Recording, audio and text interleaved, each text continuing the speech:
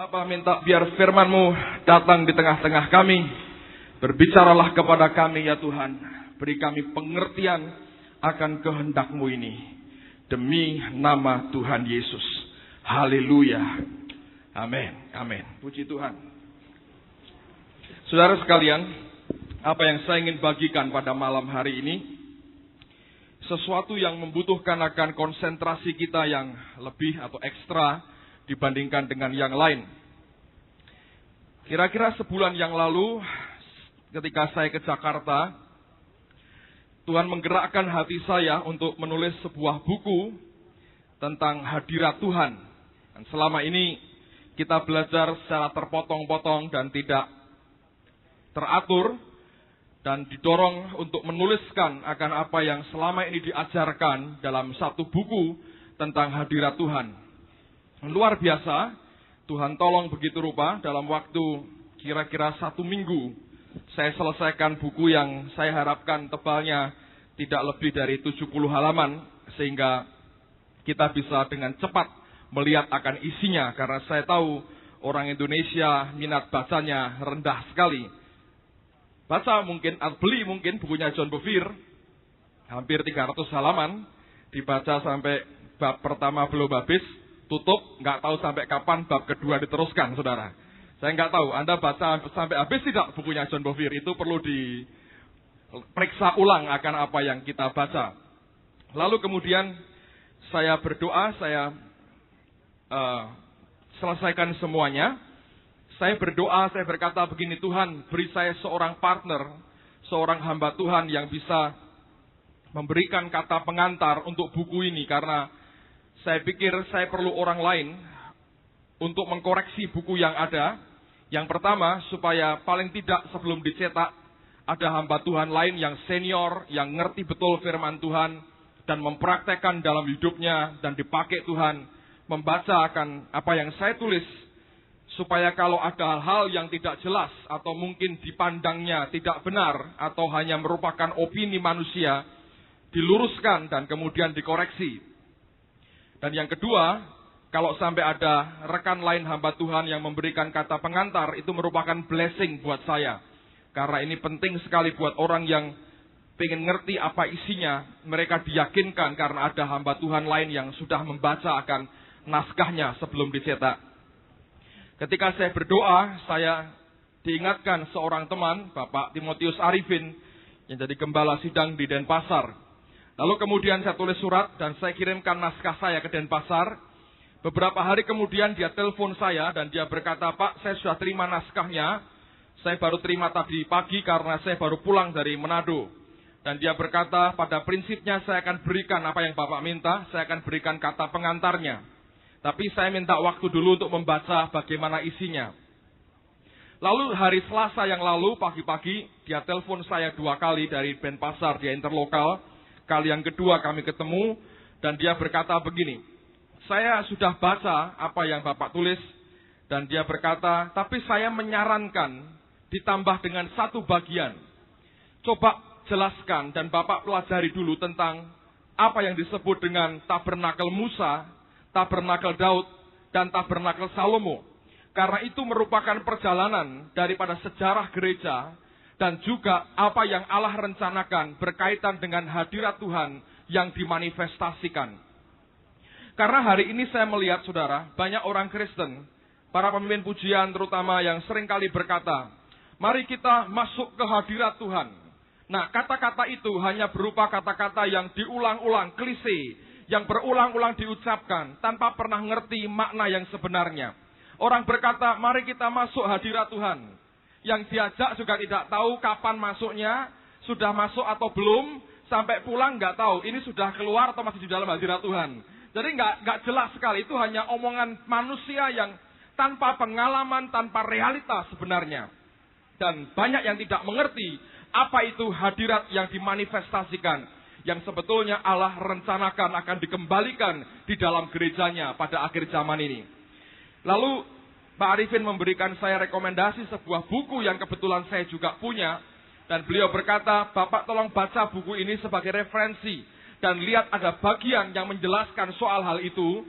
tapi perlu diperdalam lagi dan diteliti lagi supaya ngerti betul apa yang dimaksudkan dan apa rencana Tuhan.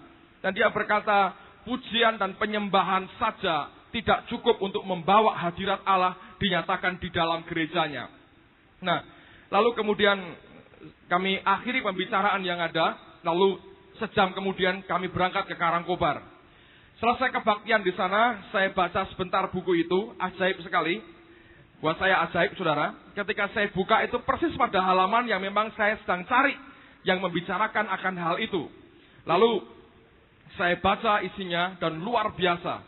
Saya ini orangnya begini, saudara. Kalau Tuhan beri saya sesuatu, membuat roh saya meledak dengan sukacita karena kebenaran ini, saya nggak tahan untuk sampaikan kepada orang lain karena ini kebenaran dan kehidupan gitu. Pak Marso agak nggak enak badan waktu itu, dia mau tidur. Saya bilang, Pak, jangan tidur dulu. Saya mau cerita tentang hadirat Tuhan. Saya cerita, entah ngerti entah tidak, karena sudah ngantuk sebetulnya. Saya paksa dengarkan cerita saya, sampai akhirnya dia tidur, lalu saya tulis apa yang perlu saya tulis.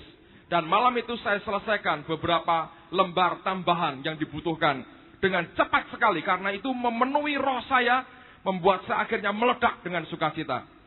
Saya mau katakan begini, saudara ya. Ini nasihat, tapi ada dongengnya sedikit.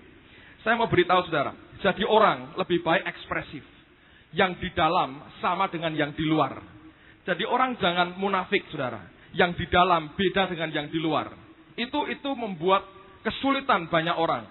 Ada dongeng begini, Anda boleh percaya, boleh tidak, tapi namanya ini dongeng. Orang-orang yang munafik itu bahaya, kelak akan ada bahayanya. Ini dongengnya begini, saudara. Ada seorang raja yang punya 2 orang anak. Anak yang pertama, raja berkata, kamu cari ilmu di negeri A, katanya. Itu negeri terkenal sebagai negeri yang cepat, tapi jujur apa adanya, gitu ya. Belajar ke sana. Lalu anak kedua berkata, Papa, saya juga mau belajar, tapi saya mau cari ilmu di tempat yang lain, katanya. Oh boleh, lah mana? Oh saya mau milih sendiri. Ada negara yang aneh sekali. Kalau saya belajar, ilmu saya akan lain daripada yang lain. Bapaknya baik mengizinkan, silahkan belajar. Datang ke negeri B untuk belajar. Nah negeri B ini negeri yang aneh, saudara. Kalau ngomong, semua serba terbalik dengan yang dimaksudkan. Misalnya begini. Oh hatinya berkata saya senang, ngomongnya saya susah. Gitu ya. Hatinya berkata saya marah, ngomongnya saya gembira. Hatinya berkata tidak setuju, kalau ngomong keluarnya setuju. Jadi semua serba terbalik kalau ngomong itu. Apa yang di hati beda dengan apa yang diucapkan. Setelah sekian tahun, anak yang pertama pulang. Ngomong cepat sekali. Lugas apa adanya. Gak senang, biar gak senang. Sedih, bilang sedih. Mau ketawa, ketawa, saudara. Pokoknya cepat apa adanya, dalam hati keluarkan, selesai. Anak B pulang. Ketika pulang, lalu kemudian, tapi raja ini memang hebat, saudara ya. Raja ini punya keistimewaan. Apa itu? Dia mampu membaca apa yang dalam hatinya orang. Nah ini keistimewaan bapak ini, luar biasa. Ketika si B pulang, dan si A pulang, ayahnya bertanya, Nak, yang A, apakah kamu senang? Senang, katanya. Si B ditanya, anakku yang kedua, apakah engkau bahagia di negeri itu? Dia bilang, tidak. Dalam hatinya, bahagia. Tapi ngomongnya, tidak. Memang konslet, saudaraku. Lain. Yang di sini dengan di sini lain, saudara. Si A kaget. Loh, adikku nggak bahagia. Bapaknya bilang, bagus. Loh, bapak kok bilang bagus ya? Adik tidak senang kok bilang bagus. Tapi karena di depan raja, si A tidak berani bantah. Lalu kemudian, ditanya lagi pada yang anak pertama. Apakah ilmumu cukup? Si A berkata, cukup pak, siap menerima tugas. Si B ditanya, apakah ilmumu cukup? Kurang sekali, katanya. Tapi dalam hati berkata, sangat cukup. Ngerti saudara ya? Jadi yang di hati dengan yang diomongkan itu beda. Itu memang ada konslet sedikit, gak tahu gimana, itu ilmu yang dipelajari begitu, saudara. Lalu kemudian, raja ini berkata, baiklah kalau begitu, supaya ilmu kalian bisa diterapkan. Memang ini masing-masing di samping yang konslet tadi juga masih punya ilmu lain, saudara ya. Hanya bedanya di situ aja. Kalau ngomong ini dengan ini memang berbeda. Lalu raja berkata begini, baiklah, aku tugaskan kalian berdua membangun suatu benteng di istana depan. Buat yang kuat, agak jauh dari istana supaya tidak mudah musuh menyerbu. Pakai ilmu yang aku sudah berikan kepadamu dan apa yang kamu pelajari di negeri masing-masing, pakai ilmu itu lalu terapkan untuk membangun. Lalu kemudian mereka mulai membangun. Saudara, Anda bisa bayangkan apa yang terjadi. Si A berkata kepada semua bawahannya, kalau bangun tembok yang tinggi. Si B dengar, oh ya, yang tinggi. Dalam hati dia berkata, baik. Lalu kemudian besok paginya, dia berkata, ingat, kemarin kakakku bilang bangun tembok harus yang rendah. Katanya. Pegawainya bingung kan, saudara? Tapi hatinya berkata, tinggi. Ngomongnya, rendah. Katanya.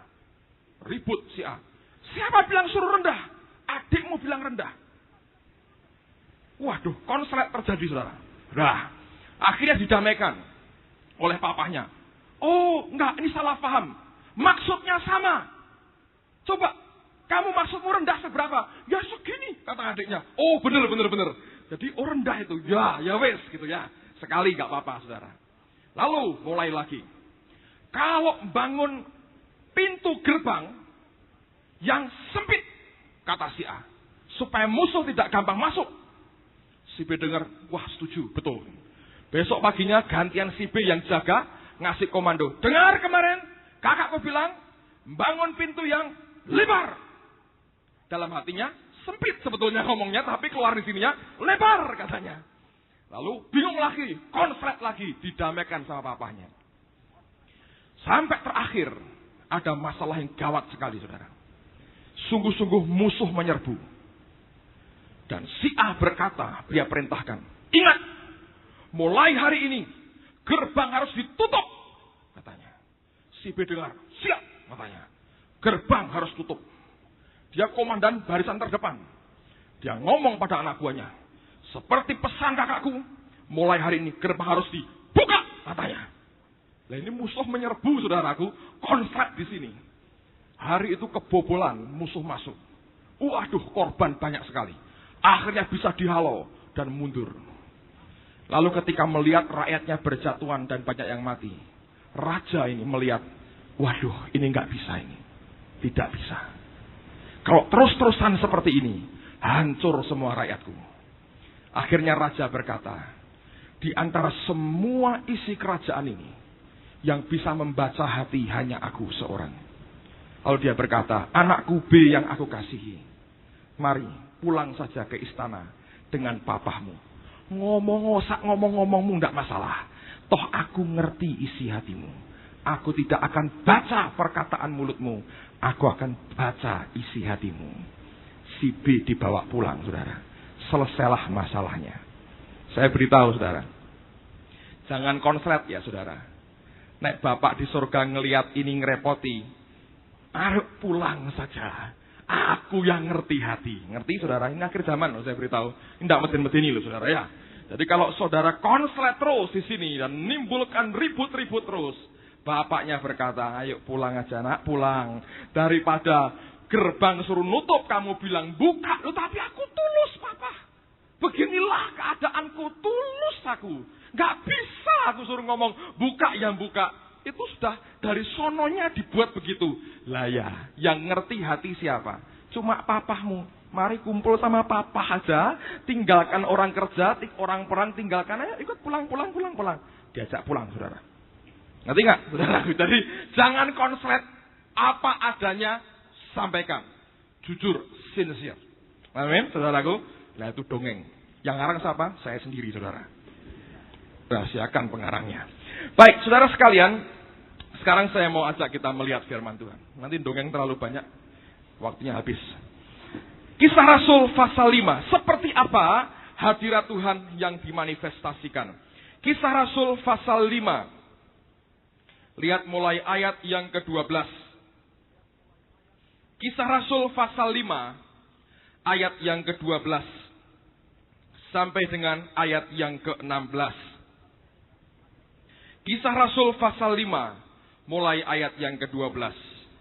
Dan oleh rasul-rasul diadakan banyak tanda dan mujizat di antara orang banyak. Semua orang percaya selalu berkumpul di serambi Salomo dalam persekutuan yang erat. Orang-orang lain tidak ada yang berani menggabungkan diri kepada mereka. Namun mereka sangat dihormati orang banyak. Dan makin lama makin bertambahlah jumlah orang yang percaya kepada Tuhan, baik laki-laki maupun perempuan. Bahkan mereka membawa orang-orang sakit keluar ke jalan raya dan membaringkannya di atas balai-balai dan tilam. Perhatikan. Supaya apabila Petrus lewat, setidak-tidaknya bayangannya mengenai salah seorang dari mereka.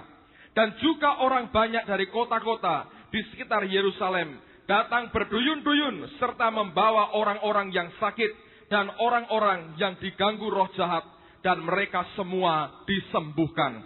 Alkitab berkata, sampai bayang-bayang Petrus itu juga mempunyai akibat pada orang yang sakit dan mereka disembuhkan.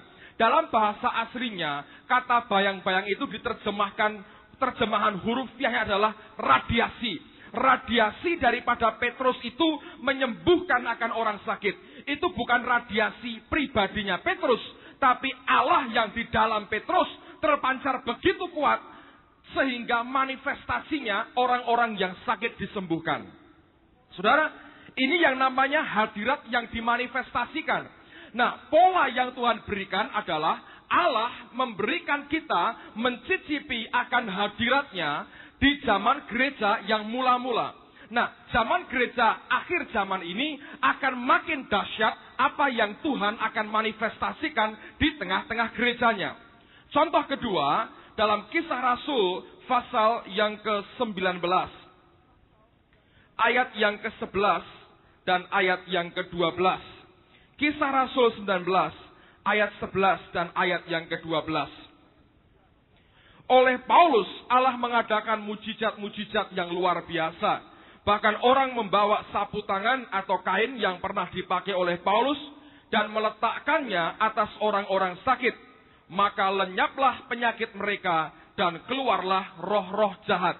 Saudara, bahkan sapu tangan atau kain yang pernah dipakai oleh Paulus itu juga punya akibat. Ada impactnya. Orang mengalami kesembuhan dan dilepaskan dari ikatan kuasa gelap.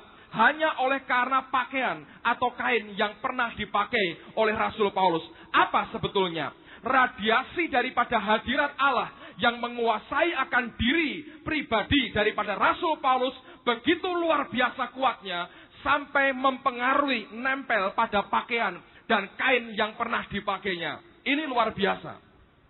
Saya pernah lihat di video pendeta Benny Hinn. Ada seorang dari Chili ya, ibu dari Chili. Anaknya sakit keras. Datang ke Amerika dalam keadaan juga sakit. Dan dia disembuhkan dalam KKR di sana. Dengan iman dia membawa pakaian anaknya. Dan dia berkata lewat sahabatnya yang menerjemahkan dalam bahasa Inggris berkata, tolong doakan akan pakaian ini. Supaya aku bisa letakkan pada anakku dan aku percaya anakku akan disembuhkan. Kemudian jemaat diajak berdoa bersama-sama dan kain ini didoakan, pakaian didoakan. Ketika didoakan selesai, lalu pendeta ini berkata, nah ibu sekarang terima akan kain ini. Dia lemparkan akan kain itu. Ketika ini ibu tangkap kain itu, plok, geblak. Kok bisa? Itu adalah urapan Tuhan, hadirat yang dimanifestasikan. Ada wujudnya. Bukan cuma berkata, oh kita masuk hadiratnya. Terus sampai berapa lama? Ya tidak tahu, karena saya juga tidak tahu. Ini sudah masuk atau belum juga nggak tahu. Pokoknya semua orang kalau nyanyi kok berkata, mari masuk hadiratnya, ya saya ikut, mari masuk hadiratnya. Supaya afdol katanya. Bukan begitu saudara. Tapi yang Tuhan inginkan adalah manifestasi dari hadirat Allah. Nah, saya akan mengajak kita melihat. Dalam zaman perjanjian lama, tabut perjanjian itu merupakan simbol daripada kehadiran Tuhan sendiri. Sebetulnya pernah memiliki 3 rumah. 1, tabernakel atau kemah yang dibangun oleh Musa. Yang kedua, kemah atau tabernakel yang dibangun oleh Daud. Yang ketiga, kemah atau tabernakel yang dibangun oleh Raja Salomo. Kemah Musa yang dibangun waktu mereka berjalan di padang gurun memang sudah pernah menikmati hadirat Allah yang dimanifestasikan. Bentuknya tiang awan dan tiang api, dan semua orang melihat akan hal itu. Nyata, dimanifestasikan, diwujudkan nyata sekali. Tetapi ketika mereka masuk ke tanah Kanaan, akhirnya tabut Tuhan itu berhenti di sebuah gunung yang namanya Gunung Gibeon. Dan di kemah yang dibangun Musa itulah, maka tabut Tuhan itu disimpan di situ. Coba buka bersama dengan saya. 2 Tawarikh pasal yang pertama. 2 Tawarikh pasal yang pertama. Ayat yang ketiga. 2 Tawarikh pasal yang pertama. Ayat yang ketiga. Lalu pergilah Salomo bersama-sama dengan segenap jemaah itu ke bukit pengorbanan yang di Gibeon. Sebab disitulah kemah pertemuan Allah yang dibuat Musa, hamba Tuhan itu di padang gurun. Dengar baik-baik. Jadi ketika Musa akhirnya tidak bisa masuk Kanaan, orang Israel yang masuk ke Kanaan dipimpin oleh Yosua. Tabut ini tidak dibawa terus, tapi berhenti di Gunung Gibeon. Nah, tabernakel yang dibangun oleh Musa, mereka pasang di Gunung Gibeon, dan tepat di ruang maha suci itu, mereka meletakkan tabut Tuhan di dalamnya. Oke? Nah, itu terus berlangsung sampai zaman Salomo, tabernakel itu tidak pernah dibongkar. Tetap di situ. Nah, apa yang dibuat oleh orang Israel ketika tabut Tuhan ada di Gunung Gibeon? Coba buka 1 Tawarikh pasal 16, ayat yang ke-39 dan ayat yang ke-40. 1 Tawarikh 16, ayat 39 dan ayat yang ke-40. Tetapi Sadok imam itu dan saudara-saudara sepuaknya, para imam, ditinggalkannya di hadapan kemah suci Tuhan di bukit pengorbanan yang di Gibeon. Supaya, perhatikan, pagi dan petang tetap dipersembahkan korban bakaran kepada Tuhan di atas mezbah korban bakaran. Dan supaya dikerjakan segala yang tertulis dalam Taurat Tuhan yang diperintahkannya kepada orang Israel. Setelah dengar saya baik-baik, saudara. Tabut ini berjalan dari Mesir, dari padang gurun, terus. Akhirnya Musa mati. Jutaan orang lain mati. Yosua pimpin bangsa Israel masuk ke Kanaan. Tabutnya, kemah pertemuannya berhenti di Gunung Gibeon. Sejak mereka masuk Kanaan dan kemah pertemuan dibangun di Gibeon, tidak ada lagi tiang awan dan tiang api. Isinya apa? Kemah Tuhan ini isinya adalah para imam yang setiap hari menjalankan aturan-aturan hukum Taurat dan juga apa yang biasa mereka lakukan. Rutin sekali dan polanya baku. Tidak ada kebebasan, semua dasarnya aturan. Sebagian murni dari Taurat, sebagian tradisi yang mereka kembangkan sendiri oleh karena kebiasaan yang ada. Kapan gelombang Imam Lewi bergantian memimpin, undian siapa yang mimpin duluan dan sebagainya.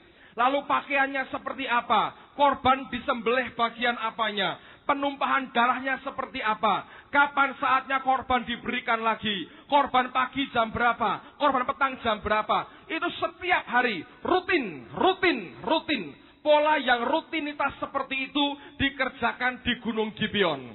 Dan saya beritahu, sejak mereka menempatkan kemah Tuhan di Gunung Gibeon, maka manifestasi kenyataan hadirat Tuhan tidak ada di dalamnya. Saya mau beritahu saudara, gereja sebagian masih mengikuti akan pola kemah yang di Gibeon, yang dikerjakan hanya kebiasaan, hanya tradisi, rutinitas. Semua serba rutin. Memang dasar pertamanya firman Tuhan. Kehendaknya memang mau menyenangkan hati Tuhan. Tapi dengar baik-baik. Segala yang memang sebetulnya murni dari Tuhan, tapi dikerjakan oleh manusiawi kita, dengan kekuatan manusia kita, tidak bisa mendatangkan hadirat Allah yang dimanifestasikan.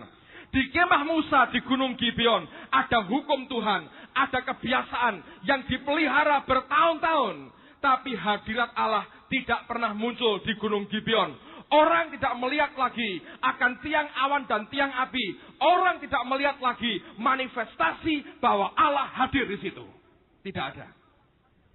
Jadi kalau kita hanya bersandar pada patokan rutinitas pola baku yang sebagian kita buat sendiri, jangan mengharapkan ada manifestasi hadirat Allah. Dari zaman ke zaman, sejak zaman gelap, gereja sudah terbelenggu dengan pola baku seperti ini. Mereka khawatir dengan hal yang baru akan merusak aturan mereka sendiri. Padahal sebagian itu dibuat oleh karena manusia. Dan saya mau beritahu saudara bahwa ini pola baku yang akan membawa kita keluar dari hadirat Tuhan. Dan bahkan pada puncaknya, kemanusiaan mereka terlibat ketika Imam Eli menjadi imam di sana, Hofni Pinehas menjadi anak-anaknya, mereka berzina, mereka mengambil yang terbaik dari korban itu buat mereka sendiri. Akhirnya tabut Tuhan yang ada dirampas. Tabutnya dirampas oleh orang Filistin, Allah menghajar orang Filistin, lalu kemudian singkatnya tabut ini kembali ke Israel. Masuk di daerah Bet-Semes, tanahnya Yosua. Nah, orang-orang yang tinggal di situ kurang ajar. Waktu melihat tabut kembali, mereka pikir, dari dulu tidak ada orang lihat dan tahu isinya apa. Saya pengen ngerti, tak intee isinya apa. Dibuka, saudara. Waktu mereka ngelihat, sambar Tuhan, mati sekian puluh orang. Ini orang-orang kurang ajar. Lalu, tabut ini berhenti di Kiryat Yearim. Zaman Salomo dibiarkan, nggak berani. Orang yang seperti Salomo tidak akan berani utak-atik tabut Tuhan. Zaman Daud, dia berpikir, bagaimana kalau ini aku kembalikan? Tapi dengar, saudara. Kemah pertemuannya ada di Gunung Gibeon. Daud tinggal di Bukit Sion. Beda, saudara. Sekarang tabutnya di Kiryat Yearim. Daud pikir, kita bawa pulang tabut ini, tapi tidak akan ku kembalikan ke Gunung Gibeon, tapi aku bawa ke rumahku di belakang istananya, di Bukit Sion. Dan Daud buat kesalahan fatal. Apa itu? Dengar baik-baik. Lihat bersama dengan saya. 1 Tawarikh pasal yang ke-13, mulai ayat yang pertama. Alkitab berkata demikian. Daud berunding dengan pemimpin-pemimpin pasukan 1000 dan pasukan 100 dan dengan semua pemuka. Berkatalah Daud kepada seluruh jemaah Israel, jika kamu anggap baik dan jika diperkenan Tuhan Allah kita, baiklah kita menyuruh orang kepada saudara-saudara kita yang masih tinggal di daerah-daerah orang Israel. Dan di samping itu kepada para imam dan orang-orang Lewi yang ada di kota-kota yang dikelilingi tanah penggembalaan mereka, supaya mereka berkumpul kepada kita. Dan baiklah kita memindahkan tabut Allah kita ke tempat kita. Sebab pada zaman Saul kita tidak mengindahkannya. Maka seluruh jemaah itu berkata bahwa mereka akan berbuat demikian. Sebab usul itu dianggap baik oleh segenap bangsa itu. Lalu Daud mengumpulkan semua orang Israel dari sungai Sikor di Mesir sampai ke jalan yang menuju Hamat untuk menjemput tabut Allah dari Kiryat Yearim.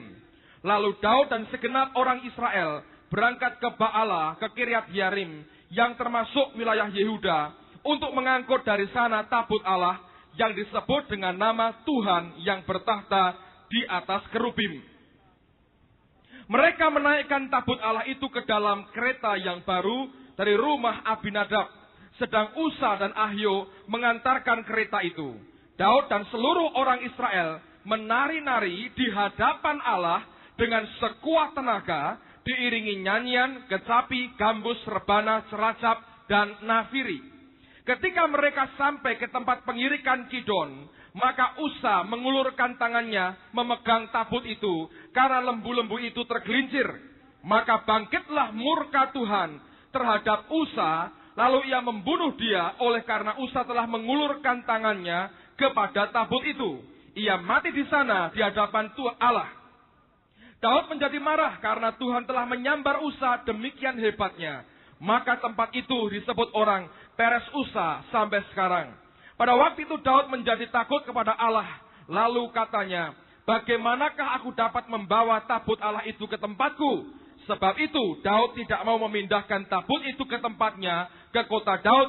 Tetapi Daud menyimpang dan membawanya ke rumah Obed-Edom orang Gad itu. 3 bulan lamanya tabut Allah itu tinggal pada keluarga Obed-Edom di rumahnya. Dan Tuhan memberkati keluarga Obed-Edom dan segala yang dipunyainya. Saudara, Daud memberikan terobosan baru. Tabutnya mau dipindah ke Gunung Sion. Luar biasa, Alkitab berkata, ketika tabut ini jalan, Daud menari sekuat tenaga.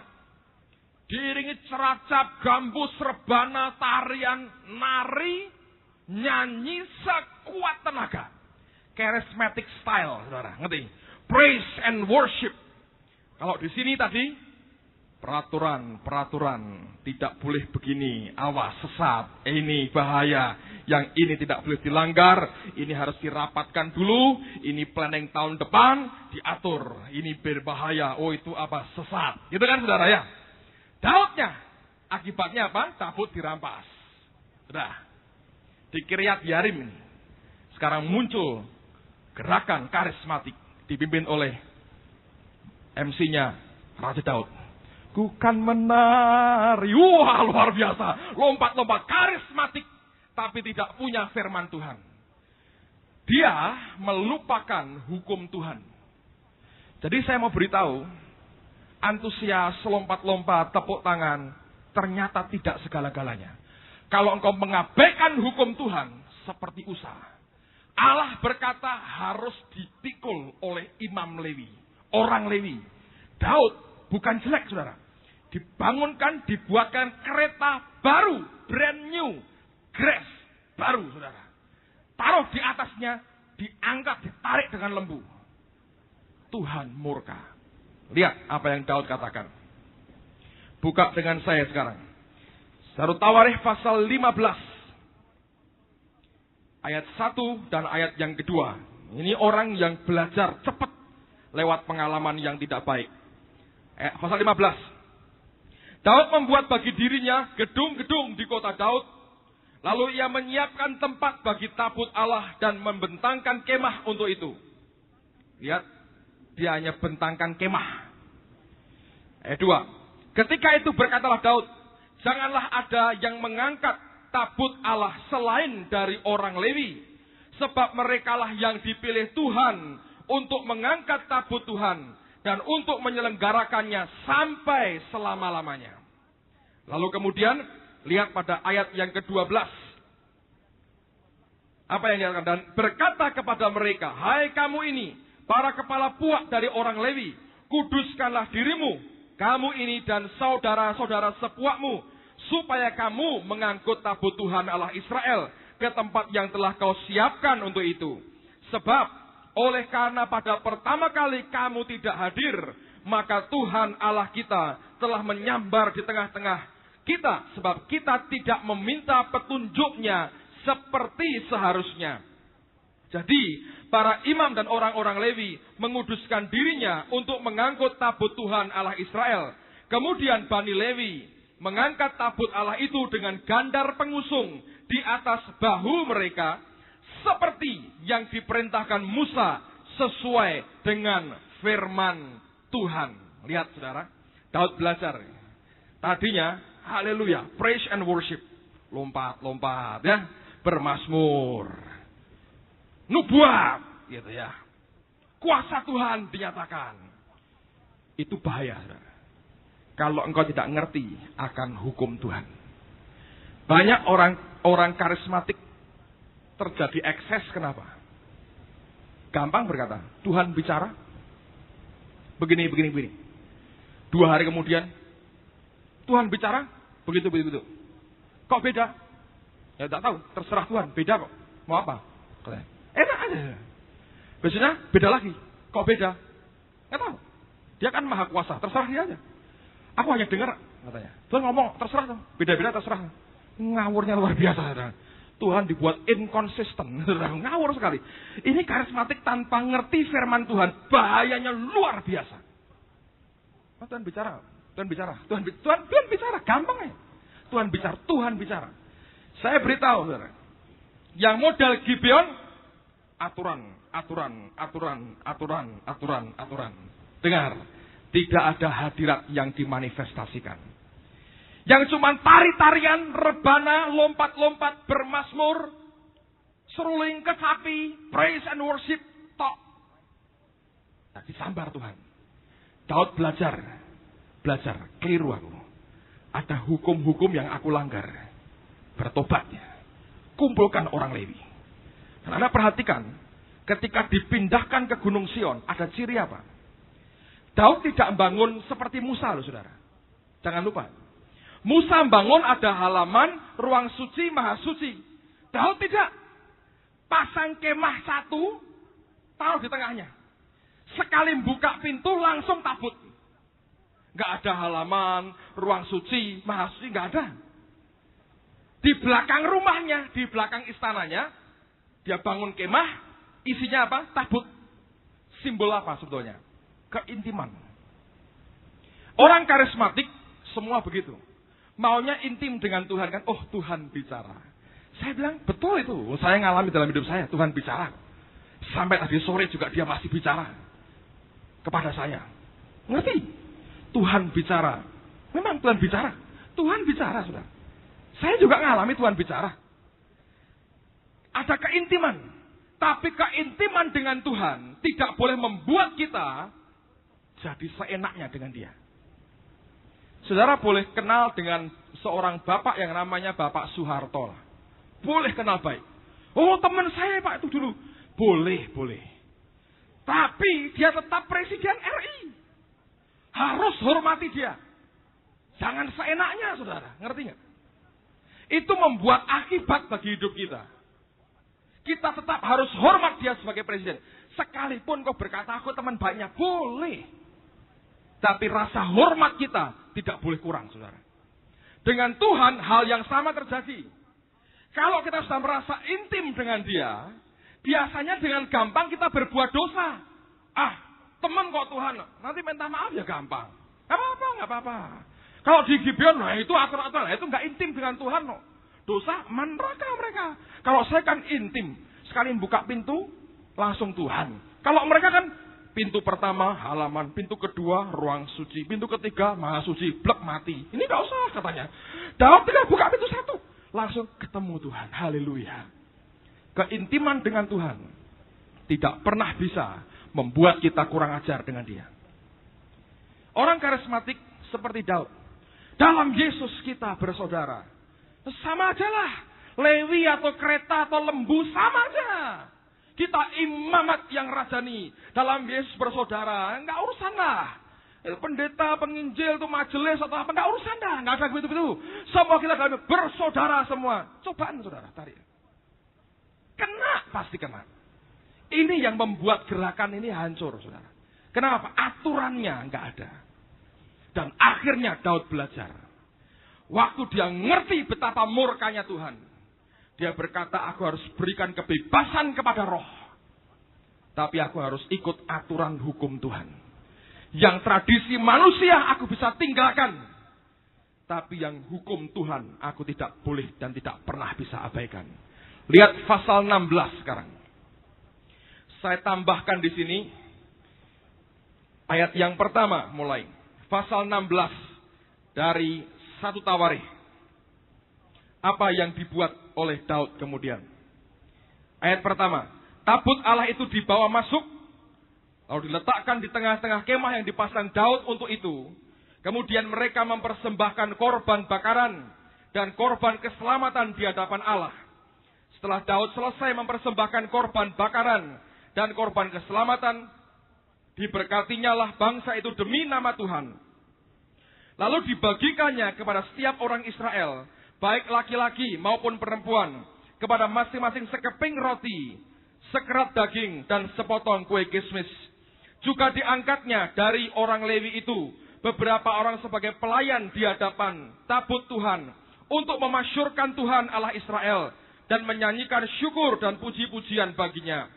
Kepala ialah Asaf, dan sebagai orang kedua ialah Sakaria, lalu Yeiel, Semiramot, Yehiel, Matika, Eliab, Benaya, Obed-Edom, dan Yeiel yang harus memainkan gambus dan kecapi, sedang Asaf harus memainkan seracap, dan Benaya serta Yehasiel, imam-imam itu selalu harus meniup nafiri di hadapan tabut perjanjian Allah itu.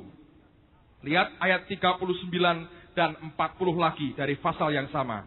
Tetapi Sadok imam itu dan saudara-saudara sepuaknya ditinggalkannya di hadapan kemah suci Tuhan di bukit pengorbanan yang di Gibeon, supaya pagi dan petang tetap dipersembahkan korban bakaran kepada Tuhan di atas mezbah korban bakaran, dan supaya dikerjakan segala yang tertulis dalam Taurat Tuhan yang diperintahkannya kepada orang Israel. Sekarang saya ulang lagi, dengar baik-baik.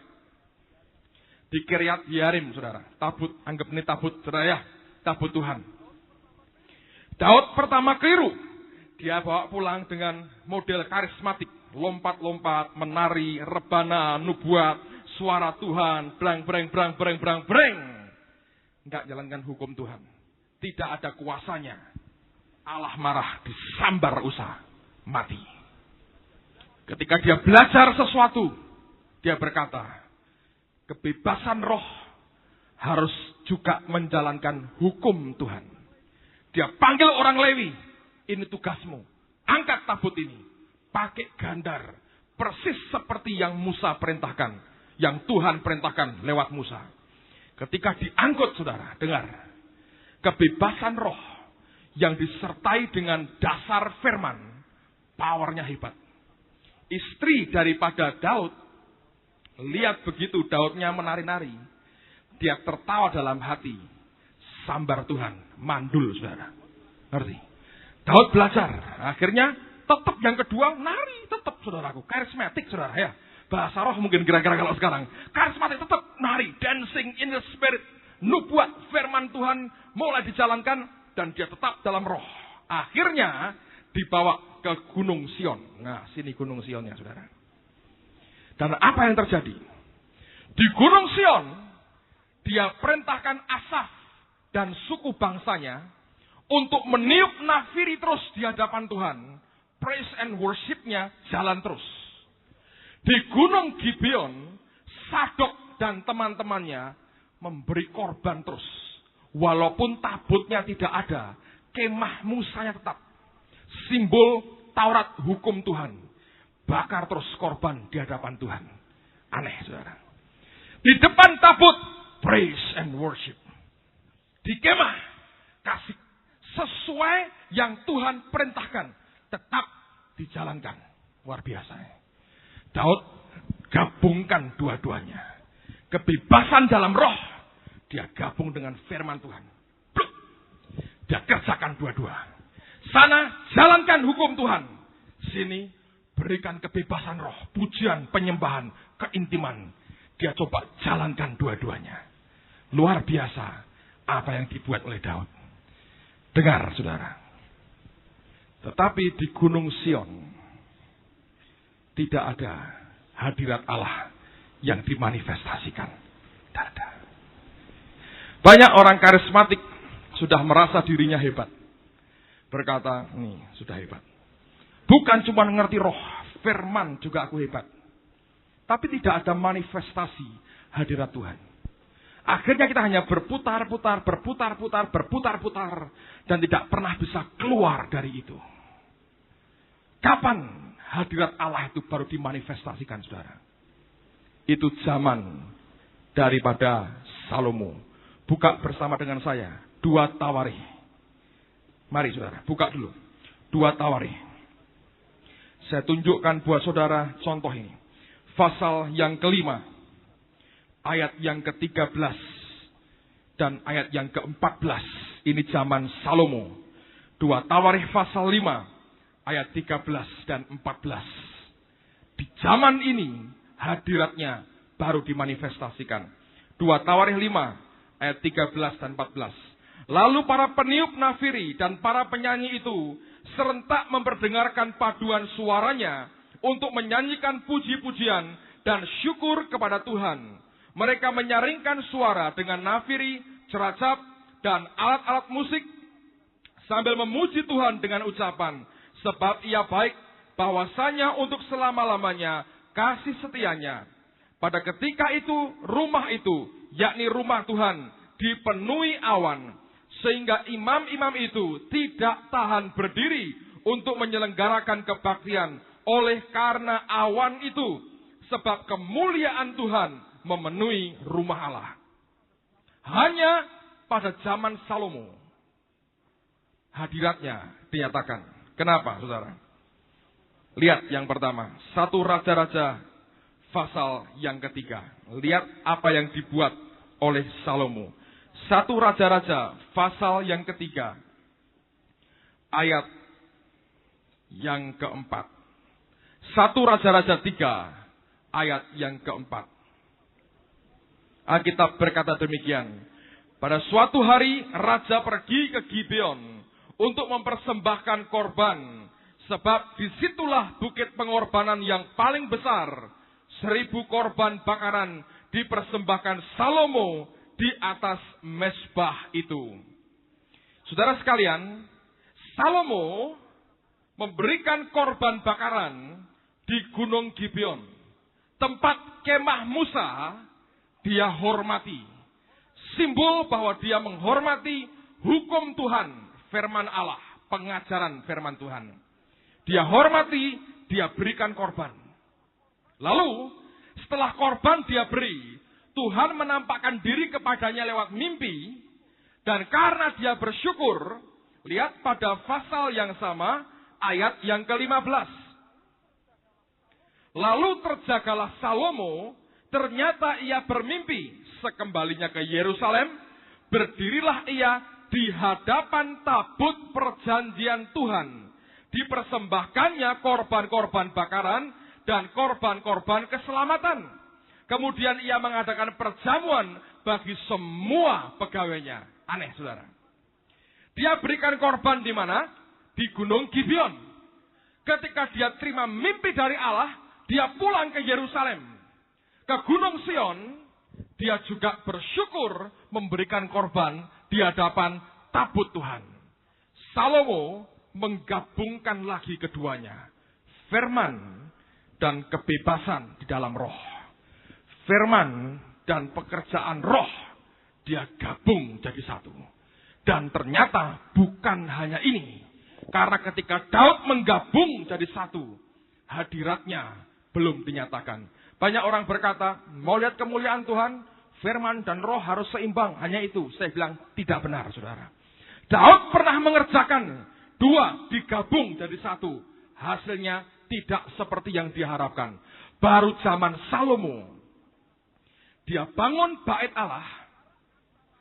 Dan jarak antara kemah Daud dengan bait Allah yang dia bangun, itu hanya beberapa ratus meter. Tidak sampai 1 kilo. Hanya beberapa ratus meter, saudara. Tapi manifestasi Tuhan luar biasa. Kenapa? Baca, lihat firman Tuhan sekarang.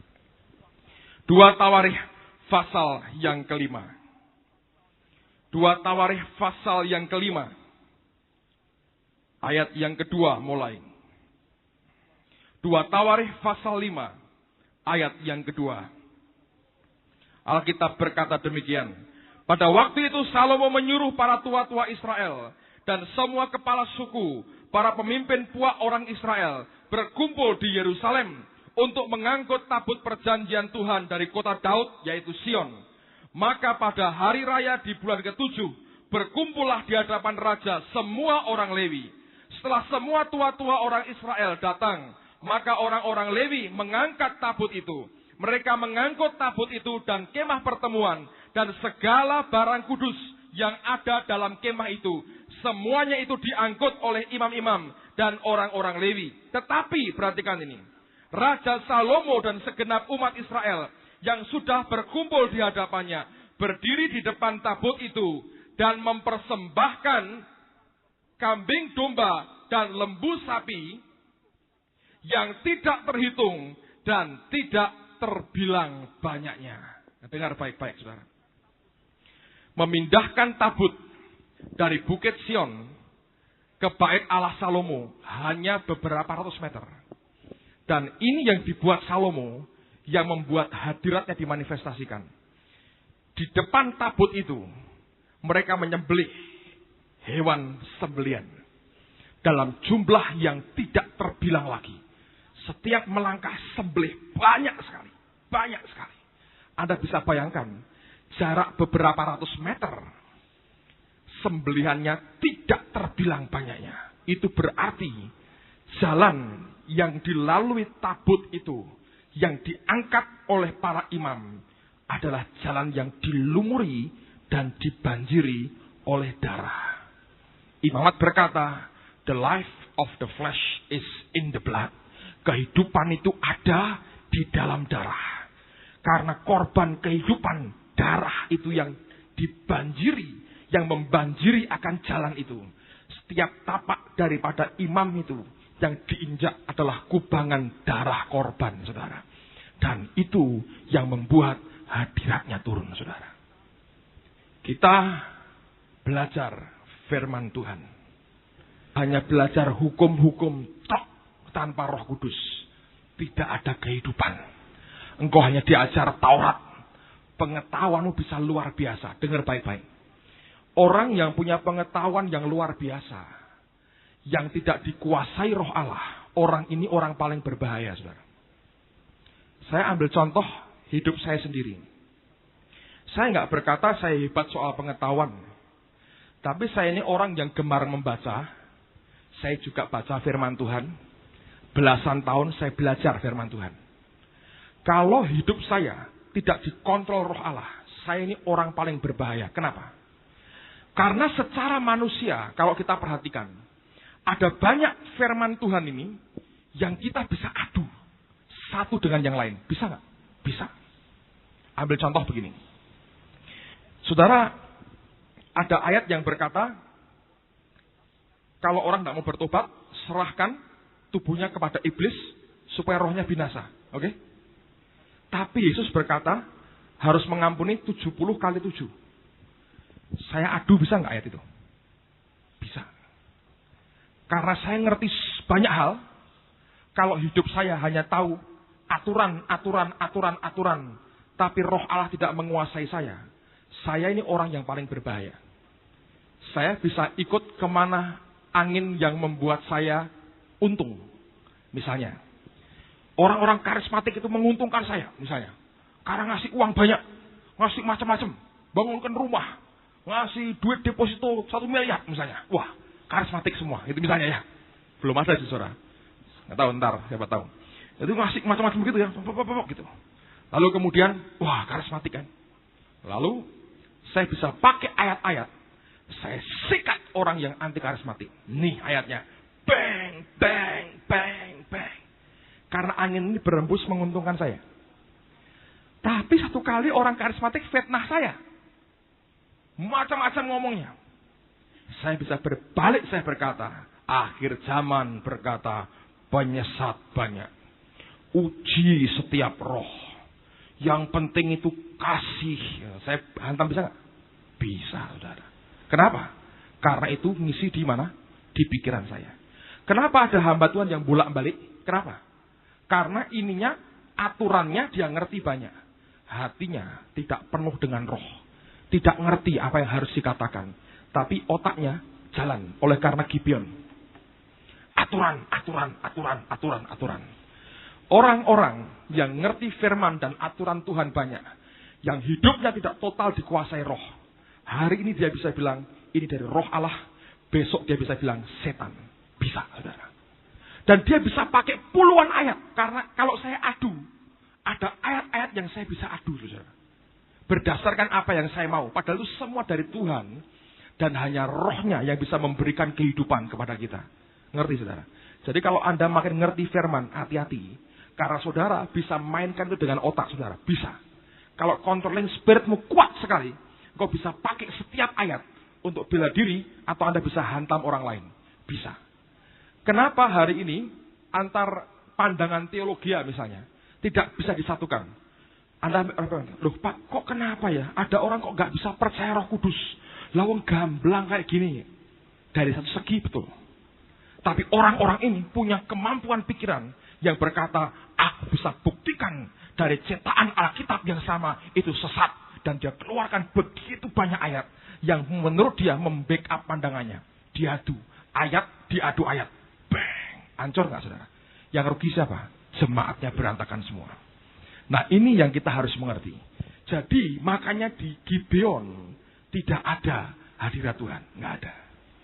Ketika gerakan karismatik muncul, saudara, lompat-lompat menari, exciting sekali. Cenderung mengabaikan hukum. Nggak karu-karuan, saudara. Berbuat dasarnya pengalaman pribadi. Diterapkan. Kacau. Tapi penggabungan dua ini pun tidak cukup ternyata. Dibutuhkan yang namanya penyangkalan daging kita. Salibkan diri kita. Dalam doa malam Kamis yang lalu, Yeremia mengatakan, Tuhan seperti tukang periuk. Seperti a potter. Seperti seorang ahli yang membuat akan barang pecah belah. Kita ini barang-barang yang dibuatnya. Saudara, tukang periuk zaman dulu ada dua macam. Tukang periuk yang jujur dan tukang periuk yang tidak jujur. Loh, mengapa tidak jujur? Begini. Ketika barang pecah belah yang mereka buat itu selesai dibuat. Biasanya kalau ada kerusakan yang besar, maka orang langsung bisa tahu ini barang rusak. Dia akan hancurkan lagi, dia bangun lagi. Tetapi ada barang-barang yang retaknya itu tipis dan retak di dalam. Itu mata orang awam tidak bisa melihat. Tapi seorang tukang periuk, karena dia ahli, dia tahu ada keretakan di dalam. Seorang tukang periuk yang jujur, dia berkata, aku melihat ada retak di dalam. Dan dia remukkan lagi, dia bangun dari nol lagi. Kenapa? Karena kalau periuk itu retak di dalam, begitu periuk itu dipakai, tiba-tiba akan pecah, saudara. Dan isinya berhamburan keluar semua. Nah, oleh karena itu, tukang periuk yang jujur, dia tidak akan membiarkan barang retak dalam itu dijual, walaupun orang awam tidak mampu melihatnya. Tapi tukang periuk yang tidak jujur, waktu melihat ada keretakan di dalam, ditembel dengan lilin atau dengan malam. Dan itu membuat mata orang awam makin tidak kelihatan. Baru nanti kalau dipakai, tiba-tiba pecah dan isinya berhamburan keluar. Saudara, makanya orang zaman dulu dalam bahasa Latin, kalau ada orang berkata, oh aku orang sincere, orang jujur aku ini. Aku ini orang yang tulus, yang murni. Itu bahasa Latinnya, terjemahan hurufiahnya itu without wax. Tanpa lilin, tanpa malam. Itu artinya jujur, tulus, murni. Menggambarkan tukang periuk yang jujur tadi. Tanpa malam, apa adanya. Tidak ada keretakan di dalam. Tidak ada kerusakan sedikit pun yang dia sembunyikan. Dia tutupi dengan malam. Tuhan, tukang periuk yang jujur, saudara. Kalau dia melihat dalam hidupmu, ada keretakan di dalam. Dalam hidupmu pribadi, ada keretakan di dalam. Dia tetap berkata, izinkan aku menghancurkan kamu dari nol lagi. Saudara, kenapa? Kalau tidak, engkau tidak akan kuat dipakai Tuhan. Lah untuk menguji, cek hidup masing-masing. Ada orang-orang yang tidak mau Tuhan hancurkan lagi. Kenapa? Tuhan, misalnya ini. Saya beri contoh kemarin begini. Kita dibentuk nih oleh tukang periuk. Gak usah membuat periuk lah. Celengan bagong. Ya. Dibangun celengan. Ini mau dugderan ya. Celengan motif bagong tertawa. Gitu. Ini karena mau dugderan, tukang periuknya membangun celengan bagong. Gitu. Besar. Perutnya besar.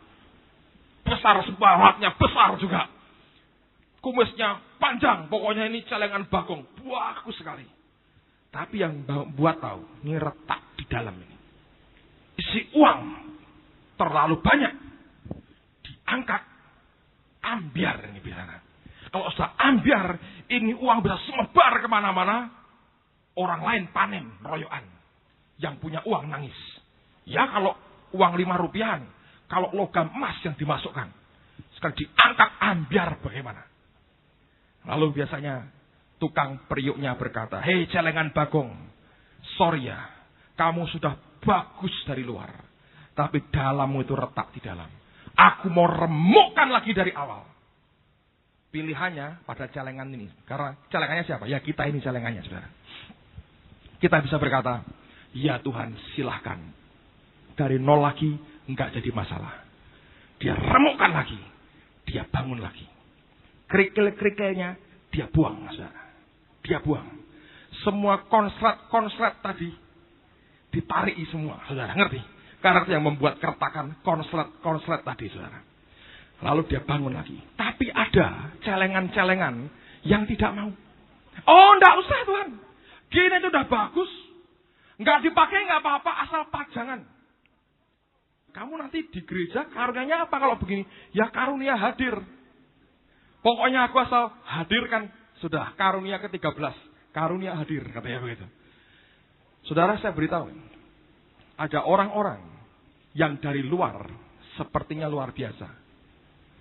Bagus sekali. Sepertinya hebat. Tapi enggak pernah dipakai Tuhan. Dipakai paling kasih uang 5 rupiahan. Enggak bisa terlalu banyak diberi. Kenapa? Retak di dalamnya. Tidak pernah dia izinkan Allah pecahkan dan remukkan. Dan mulai dari nol lagi. Tidak mau, saudara. Dan saya mau beritahu. Ini harga mahal sekali. Hanya kalau Anda pernah mengalami. Akan bayar harganya seperti itu. Saya beritahu. Itu Anda baru bisa ngerti apa yang saya katakan. Kalau tidak, Anda hanya akan berkata, ya saya sering dengar soal bayar harganya. Tapi tidak pernah kita bisa tahu sampai di mana sebetulnya mahalnya harga yang harus dibayar. Tadi pagi, saya sharing dengan beberapa teman tentang harga yang harus dibayar. Itu membuat kita ini kepengen berontak, tapi tidak boleh berontak. Saya gambarkan begini. Begitu mahalnya, sehingga yang ada adalah hanya menyerah. Goyang karena kita bergerak sedikit pun karena kita berontak. Malah kena dan sakit. Ada teman tanya, lu menyerah itu seperti apa? Saya gambarkan begini, menyerah mau tahu begini. Ada seorang anggota akrobat terkenal dari RRT datang ke Semarang. Orang ini keahliannya ngelempar pisau dari jarak 10 meter dengan mata tertutup kepada orang yang tangannya suruh begini, dilempar, itu bisa seluruhnya dilingkari pisau tanpa kena sedikit pun. Lalu kemudian Anda penontonnya misalnya, Anda diandang, sini nanya, saudara misalnya. Lalu kemudian orangnya berkata, berdiri di situ. Dan gerak sedikit pun ya. Kalau gerak saya nggak jamin. Kamu buka mata. Saya mau lempari kamu dengan pisau ini. Kamu harus percaya kepadaku. Menyerah kepadaku. Kamu goyang, saya nggak jamin. Latihanku adalah orang diam. Orang goyang, aku nggak bisa bedakan katanya. Ayo saudara. Anda suruh buka mata, itu bisa dilempar. Anda kan ngerti ini problem nih. Pisau ini tajam nih, kena blek, habis saudara. Kira-kira kalau kita ngadepi begitu ya, baru satu, itu langsung, teriak lari ke saudara. Kira-kira begitu kan? Langsung lari saudara. Kenapa? Ngeri. Cukkan begitu rupa. Buka matamu. Lihat pisau ini datang. Aku ini Allah. Aku ahli. Lo taunya ahli, ya nanti aku buktikan. Lo taunya buktikan. Nah tinggallah di situ, diam tapi. Kamu goyang, bisa kena. Ngeri saudara. Itu kira-kira tegang. Itu sampai begini saudara. Saya beritahu. Begitu semua selesai. Yang diberi tepuk tangan paling hebat siapa sebetulnya? Saudara. Kok bukan orang ini?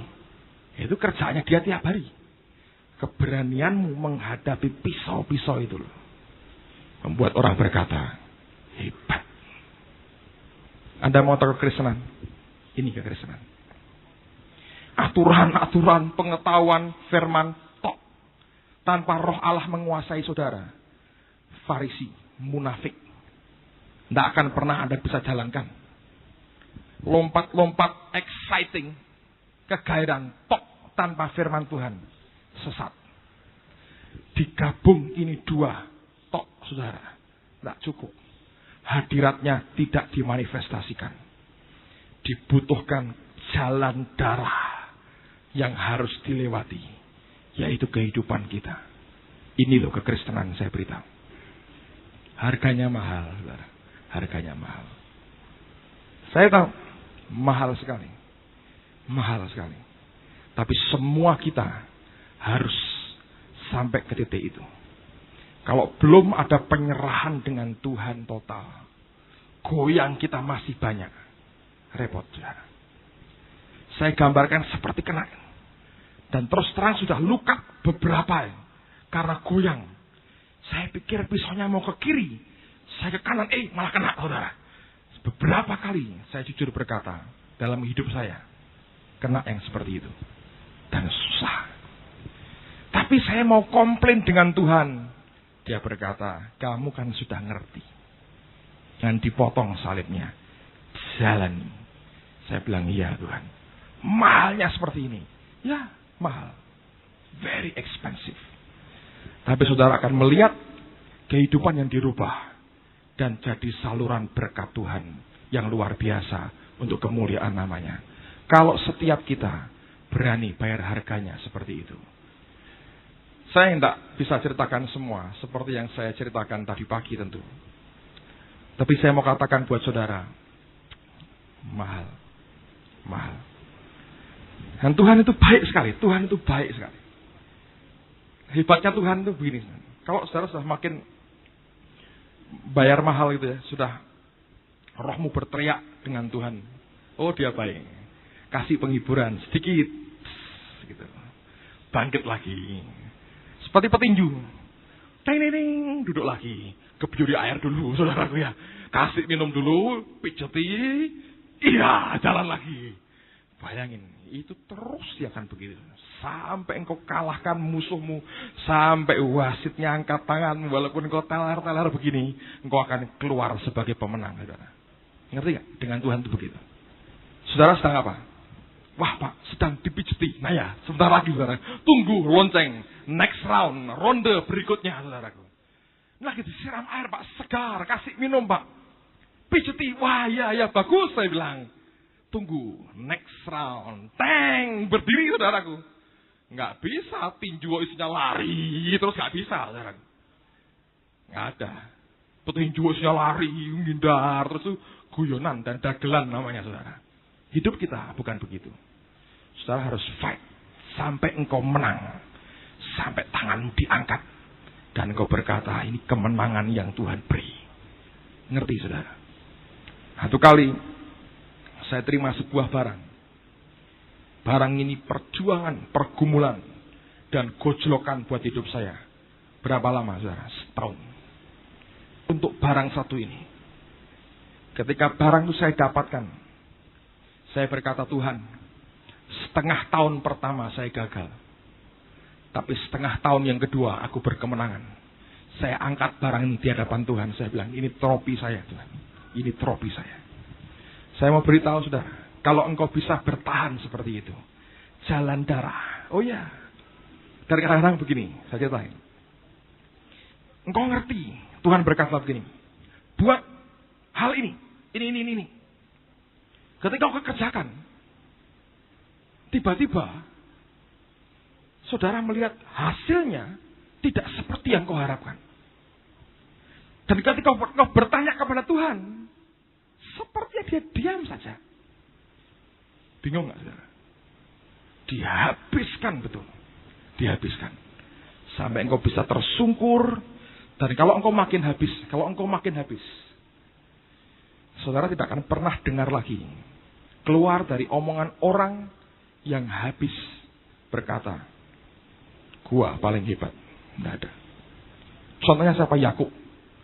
ketika menjelang matinya, waktu tua sekali, dipapah anak-anaknya, datang ke Mesir, ngungsi, cari makan. Firaun nyambut dia. Tanya sama Firaun, berapa umurmu? Yakub tidak berkata, umurku sekian, masih kuat. Anakku kan nyelamatin kamu. Yusuf tuh, anak gua. Enggak.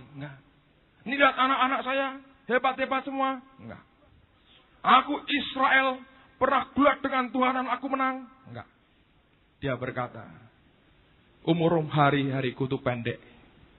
Dan isinya jelek semua, evil katanya. Jelek semua. Aku tidak bisa sepanjang usia nenek moyangku katanya. Hari-hariku jelek, nothing, enggak ada apa-apanya. Kenapa tanya umurku? Enggak ada apa-apanya. Pendek dan enggak ada apa-apanya. Jelek semua, enggak ada apa-apanya. Terus dia memberkati Firaun dan dia pergi. Tapi ketika dia bicara firman Tuhan, dia bicara setiap suku dari anak-anaknya. Dia nubuati dan persis, saudara, seperti Tuhan yang bicara. Hebat. Ketika ditanya tentang dirinya sendiri, dia bilang nothing. Ketika dia bicara firman Tuhan, ada power yang luar biasa. Firaun pun kaget dengan jawabannya. Banyak orang berkata, oh aku begini, aku sudah begini, aku sudah begini. Itu orang yang belum remuk celengan bagong tadi yang retak dalam, saudara. Ngerti? Pajangan aja. Tapi kalau Anda sudah diremukkan Tuhan, engkau akan berkata, tidak ada yang baik dari diri saya. Tidak ada. Semua dari Tuhan. Semua dari Dia. Tapi ketika engkau bicara firman Tuhan, engkau tahu ada wibawa Allah yang besar yang keluar dari rohnya. Dia sampaikan kebenaran. Itu bukti orang yang remuk, saudara. Pada ayat yang ke-10, luar biasa. Alkitab berkata apa? Dalam tabut itu, tadinya isinya 4. 2 loh batu, tongkat Harun yang berbunga, dan roti mana. Ketika dibawa masuk ke bait Allah Salomo, roti mana dan tongkat Harun tidak ada lagi. Yang ada tinggal 2 loh batu. Firman, murni firman. Semua dikerjakan oleh karena firman, oleh karena Dia berkehendak, dan bukan karena interest apapun untuk kepentingan pribadi kita. Saudara mengerti itu? Saya berdoa, saya sungguh berdoa.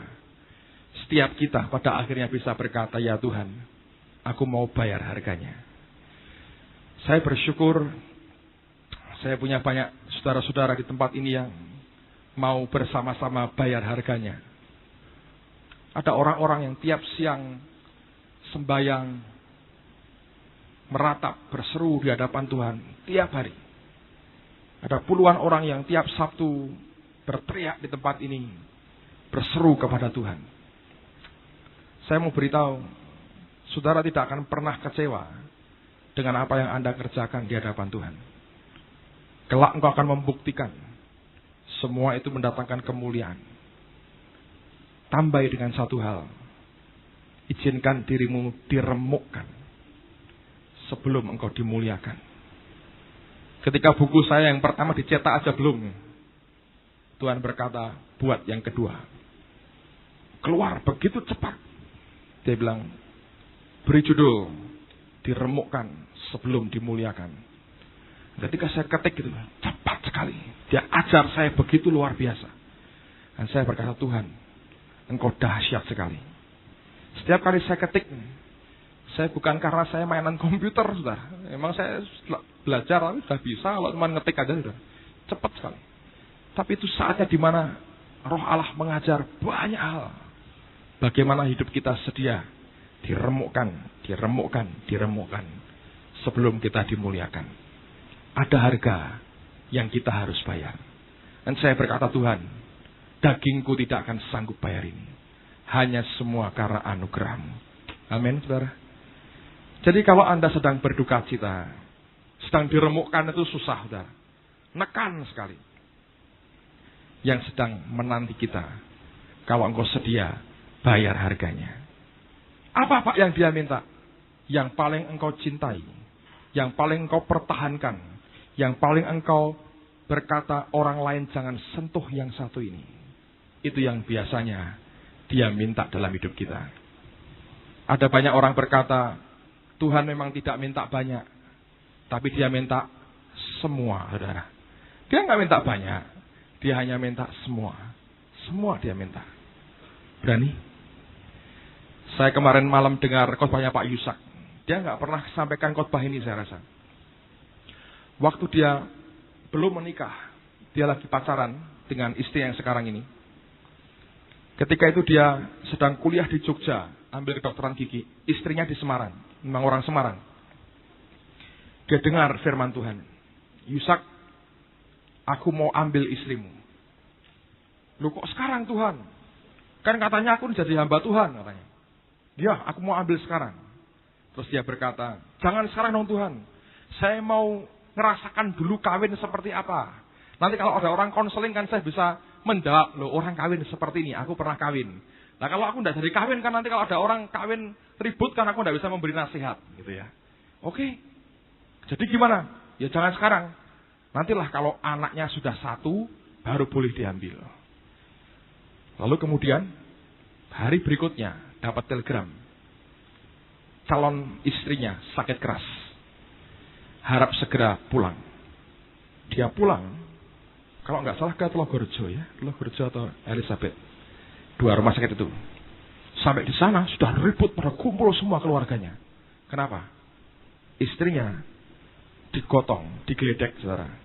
Tutupi kain, sudah mati. Calon istrinya sudah mati. Semua nangis, sudah nangis, semua mati. Loh di mana? Itu di pojokan situ katanya. Ini orang nekat tuh saudara ya. Ini orang susah cari orang begini saudara. Kita belajar dari Pak Yusak banyak. Datang ke tempat istrinya dibaringkan, ditutupi, dia buka. Kiat, bangun katanya itu. Namanya Kiat saudara katanya. Melek, bangun saudara. Loh, kok kamu di sini? Aku ini sudah pulang. Ya aku tahu, tapi Tuhan bilang tunda katanya. Bangun katanya. Sembuh saudaraku. Bangun, hidup. Bayangin. Kalau Anda dengar apa yang dia alami, ya seperti itu saudara. Harga yang harus dibayar itu. Seringkali begitu. Wah, ya masa begitu, Tuhan kan penuh kasih. Nah, itu Gibeon, saudaraku. Keluar toh. Berargumentasi terus. Oh, Tuhan kan penuh kasih, masa aku diminta begini. Tuhan kan maha adil. Lah ya makanya. Gibeon tanpa roh. Bantahan orangnya, saudara. Ngerti? Masa gini, itu kan dulu Abraham, masa sekarang. Yesus kan mati buat kita semua. Kita kan sudah tinggal leha-leha, santai, nggak ada apa-apa lagi kan. Sudah lunas, sudah selesai, sudah. Itu kerjaan kita nikmati, itu kan Yesus kerjakan gitu gini ya. Gibeonnya keluar. Ngerti ya? Belajar. Firman, roh, dan bayar harganya. Kalau tidak, 5 tahun lagi, tidak ada perubahan apapun dalam hidup kita. Celengan bagong tadi, saudara, dipajang, bledukan dilapi, bosen, buang, saudaraku. Nggak ada artinya. Tapi kalau kita mau dipakai Tuhan, izinkan sampai retak di dalam pun, dia hancurkan lagi, dan dia pulihkan lagi. Semua kerikil dibuang dalam hidup kita, dan Tuhan akan dipermuliakan. Amin, saudara. Ayo kita berdiri bersama-sama. Haleluya. Haleluya. Doa, saudara, doa.